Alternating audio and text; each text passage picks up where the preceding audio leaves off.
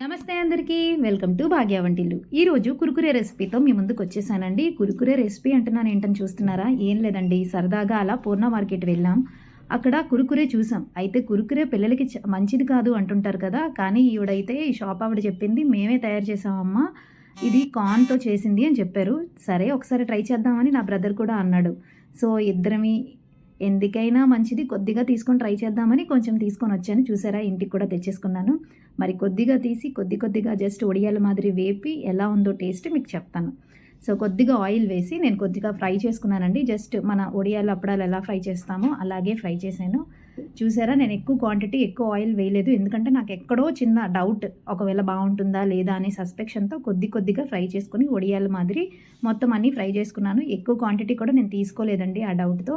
So ఇవన్నీ fry చేసుకొని పక్కన ఒక ప్లేట్లో వేసుకొని దాంట్లో రుచికి సరిపడినంత మనం తినే స్పైస్ని బట్టి కొద్దిగా కారం, అలాగే కొంచెం సాల్ట్ స్ప్రింకిల్ చేశానండి.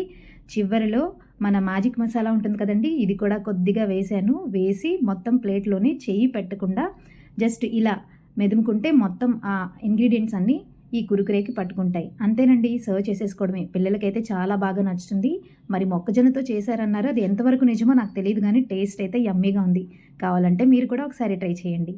మరి నచ్చిందా? నా ఛానల్ ఎవరైనా ఫస్ట్ టైం చూస్తే ప్లీజ్ లైక్ చేయండి, షేర్ చేయండి, సబ్స్క్రైబ్ చేసుకోండి. మరిన్ని వంటల కోసం నాకు కామెంట్ పెట్టండి. ఇది అయితే నేను వండింది కాదు, జస్ట్ ట్రై చేశానండి. జస్ట్ ఇన్ఫర్మేషన్ షేరింగ్ కోసమే. Thank you all.